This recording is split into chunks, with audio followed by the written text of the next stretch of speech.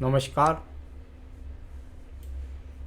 मेरे सामने 42 वर्षीय महिला हैं और नौकरी पेशा भी हैं, इसलिए मैं इनका ज़्यादा जो राइट हैंड पर फोकस रखूँगा। बाकी कुछ अगर मुझे इधर से दिखाई देता है तो लेफ़्ट हैंड से भी देखूँगा। तो चलिए यहाँ पर बात कर लेते हैं। सबसे पहले आपके हाथ के बारे में, सबसे छोटी उंगली के बारे में, उसकी रेखाओं के बारे में, फिर पर्वतों के बारे में बताऊँगा और उसके बाद मैं तुम्हें बताऊँगा आपके बाकी अन्य रेखाओं के फल। यहाँ सबसे पहले छोटी उंगली की बात करता हूँ। ये पहुँच नहीं रही है सूर्य की उंगली के प्रथम पर्व तक। अब इस स्थिति में कोई घरेलू महिला हो तो उसके लिए तो कोई बात नहीं है, चलिए भाई दूसरे पर निर्भर है तो कोई बात नहीं है। परंतु जब मैं आपकी बात करता हूँ तो इसके मतलब ये हुआ कि आपके जीवन के अंतर्गत आपको अपने आप का सम्मान बनाने में, अपने आप की ऊंचाइयों को प्राप्त करने में संघर्ष का सामना होगा और स्टेप बाय स्टेप ऐसे लोग अपने जीवन में तरक्की करते हैं। यानी उनको बहुत कुछ आसानी से उपलब्ध नहीं होता है। यहाँ पर बात करता हूँ आपके मानसिक पर्व के बारे में। मानसिक पर्व कुल मिलाकर के अभी यहाँ पर ठीक है। इसमें ऐसी कोई रेखा नहीं जिसके द्वारा ऐसा कहा जा सके कि भाई आपके जीवन के अंदर आप में फैसला लेने की शक्ति नहीं है। आपकी बौद्धिक क्षमता भी अच्छी है, फैसला लेने की शक्ति भी है, बस जल्दबाजी से बचना होगा। सेकंड पर्वत पर ये रेखाएं जब इस तरह लग जाती है तो ये आपके जीवन के अंदर एक तरह से कहते हैं भाषा शैली में कुछ कड़कपन कर देते हैं। भाई मैं सहन नहीं कर सकता, मुझे बहुत ज़्यादा परेशान जब व्यक्ति कर देगा तो मैं अपनी भाषा शैली छोड़ दूंगा और कुल मिलाकर के फिर मैं उसके द्वारा, आपके वो भाषा के द्वारा किसी को भी लड़ सकते हैं आप, झगड़ सकते हैं आप, इस तरह की स्थिति। तीसरा पर्व यहाँ पर सामान्य रूप से दिखाई देता है। इस पर हल्की माइनस रेखा है, यानी आपके धन का जो आगमन है वो इतना मजबूत नहीं है जिस प्रकार का आप चाहती हैं। चलिए मैं बात करता हूँ इसके बाद आपकी यहाँ उंगली के बारे में, और ये है आपकी सूर्य की उंगली का प्रथम पर्व। यहाँ से सूर्य से संबंधित रोगों को देखा जाता है। कोई सूर्य से संबंधित रोग नहीं है, कोई आँखों का रोग नहीं दिखाई देता। किसी प्रकार से यहाँ पर मैं कहूँगा कोई बीपी का या अग्नि या योग या एक्सीडेंट ऐसा दिखलाई नहीं देता है। परंतु सेकंड पर्व पर जब ये माइनस रेखाएं लग जाएं तो इसका मतलब ये है कि आप अपने कार्य क्षेत्र में प्रसन्न नहीं हैं। कुल मिलाकर आप वहाँ पर काफ़ी परेशानियों का सामना, या एक तरह से कह दिए माहौल का सामना, या सम्मान के लिए लड़ना, या अच्छा पद प्राप्ति ना होना, इसके लिए संघर्ष कर रही हैं। तीसरा पर्व यहाँ पर आपका सामान्य रूप से रेखाएं हैं। ससुर और अपने स्वयं के पिता से संबंध सामान्य रूप से एक समान ही है। यहाँ बात करते हैं आपकी, मैं शनि की उंगली के प्रथम पर्व के बारे में बात करता हूँ। यह पर्व आपका कुल मिलाकर यहाँ यदि मैं देखूँ तो यहाँ किसी भी प्रकार का स्थायी रोग अभी आपके जीवन के अंदर नहीं है। सेकंड पर्वत पर जो रेखाएं लगी हुई हैं ये बहुत सारी रेखाएं हैं, इसके लिए सावधान रहना होगा आपको। आगे किसी ऋण में ना अटक जाए, कहीं पैसा आपका खराब ना हो जाए, कहीं पैसे का भारी नुकसान आपको ना हो जाए, और वर्तमान में भी कर्ज की स्थितियों को दिखलाने वाला या पैसा किसी ने ले लिया हो तो वो लौटा कर ना आने वाली स्थितियों के ये चिन्ह यहाँ पर मौजूद है। तीसरा, अपने आप में जो रेखाएं है वो ज़्यादा ठीक ठाक है। ऐसा नहीं है कि आप अपने परिवार का संचालन नहीं कर सकती है, जैसी भी स्थिति है उसके बाद भी आप संचालन कर पा रही हैं। आइए बात करता हूँ बृहस्पति की उंगली के प्रथम पर्व के बारे में। यहाँ से कुछ रेखा माइनस की दिखाई दी, यानी कि पेट का खराब रहना। तो पेट का खराब रहना, साथ ही साथ थोड़ा बहुत जांच कराते रहिए, कोई कोलेस्ट्रॉल वगैरह ना बढ़ जाए, या शुगर वगैरह की जांच कराते रहिएगा। अभी कोई स्थायी रोग की बात नहीं है। ज़्यादा मुझे पेट से संबंधित समस्याएं या महिलाओं से संबंधित समस्याओं का ही दिखाई देता है। सेकंड पर्वत की रेखा बहुत ख़राब है, बहुत ख़राब रेखा ये कहलाती है सेकंड पर्व की। यदि इस प्रकार की रेखा हो तो वैवाहिक जीवन को बचाना बहुत मुश्किल हो जाता है। यानी पति के साथ तालमेल बहुत ख़राब, और कितनी बार जाकर के वो तलाक की स्थिति तक भी पहुंचती हैं।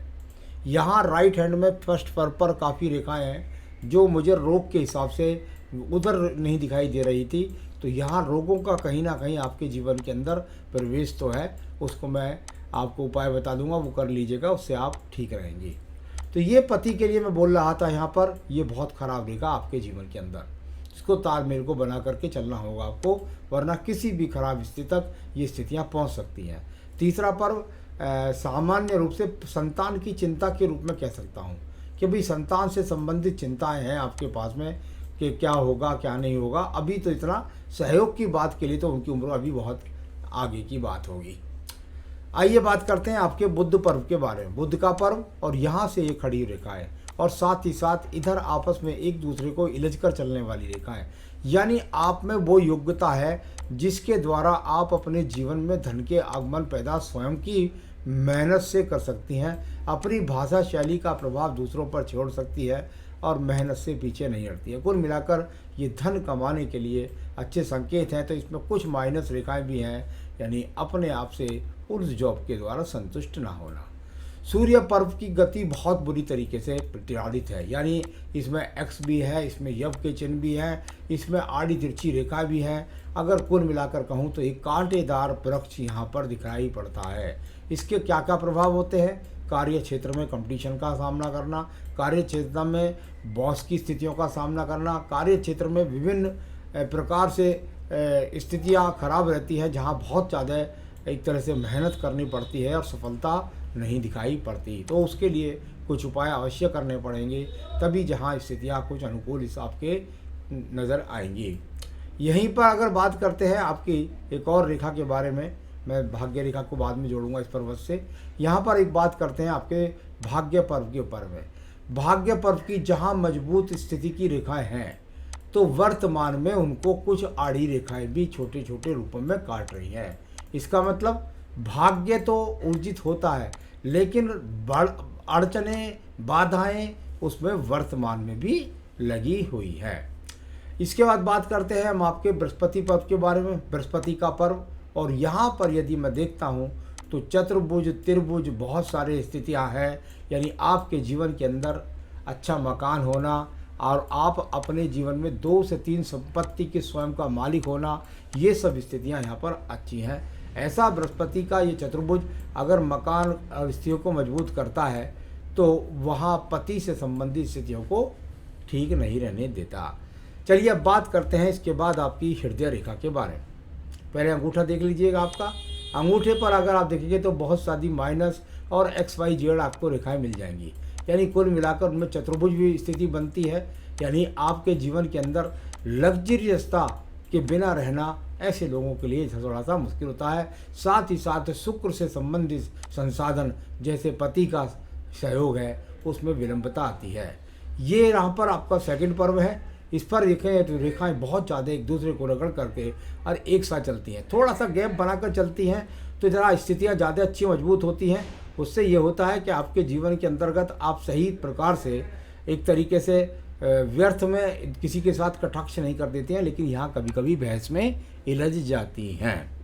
अब बात करते हैं आपकी हृदय रेखा के बारे में। हृदय रेखा यदि आप देखेंगी तो शुरू से आखिर तक कहीं ना कहीं आपको थोड़ा सा नीचे छोटे छोटे एक्स लगे हुए हैं, ऊपर से कट के निशान हैं और साथ ही साथ कहीं ना कहीं इलझ कर चलती है।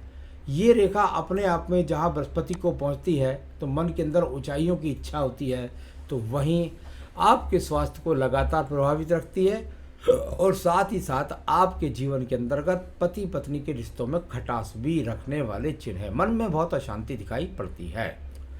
चलिए मैं बात करूंगा इसके बाद में आपके पर्व की, और वो है आपका निम्न मंगल पर्व।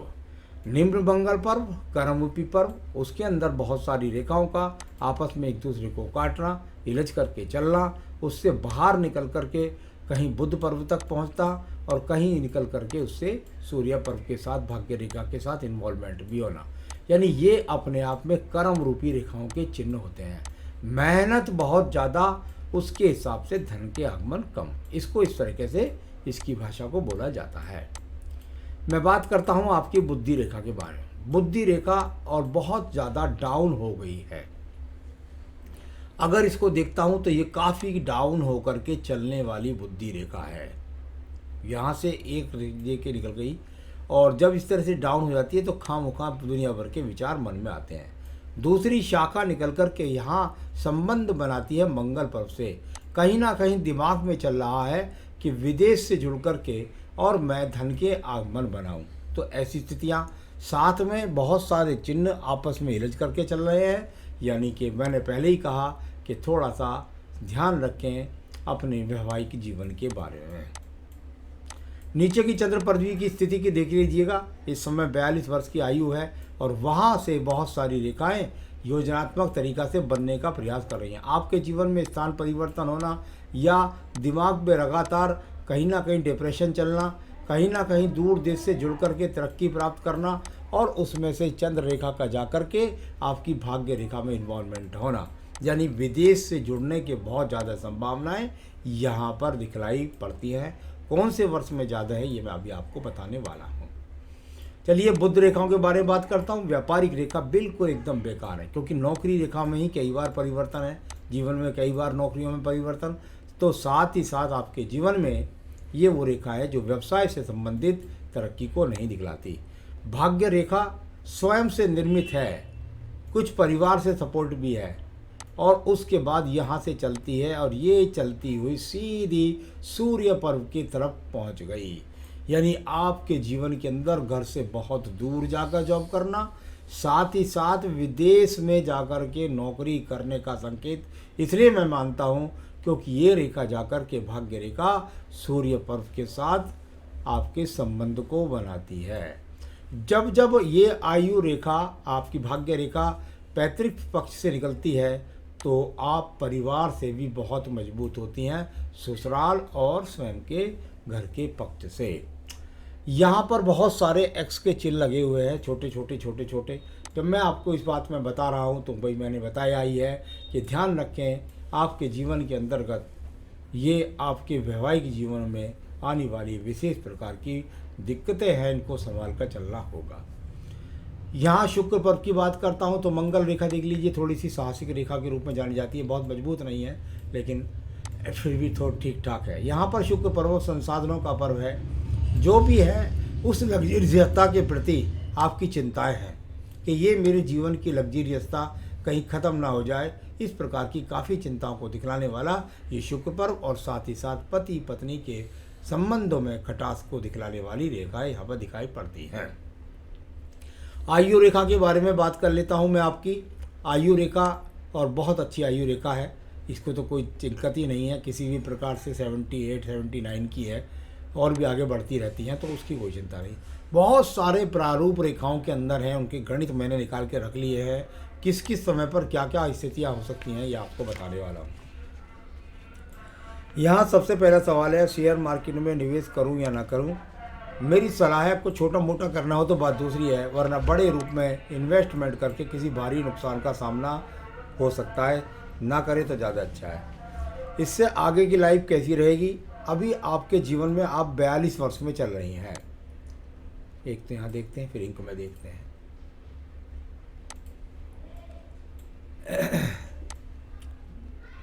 ये रेखाएं बढ़ रही, ये पीछे भी छोटी छोटी रेखाएं का भी काटने का प्रयास कर रही हैं। अभी आप 42वें वर्ष में हैं तो इससे आगे की लाइफ अभी आपके जीवन में आपको लगभग मैं समझता हूँ जून 2023 के मध्य तक आपको टिपिकल स्थितियाँ हैं, उस समय सोच समझ करके आप उसमें थोड़ा सा चलिएगा। किसी प्रकार का रिस्क ना ले, लाइफ अच्छी है, आगे की चिंता की कोई बात नहीं है। बिजनेस बिल्कुल नहीं करना है, नौकरी कर रही हैं तो बहुत अच्छी बात है। पार्टनरशिप में तो बिल्कुल व्यापार ना करें, बहुत भारी नुकसान हो जाएगा। हेल्थ के रिगार्डिंग प्रॉब्लम है लेकिन ऐसी बड़ी नहीं है कि वो आपको किसी प्रकार से आपके जीवन में कोई अस्थिरता ला दें। संतान सुख आपके साथ मिलेगा निश्चित रूप से, बृहस्पति पर ब्रैकेट्स भी हैं और बिल्कुल निश्चित रूप से आपको सहयोग मिलेगा।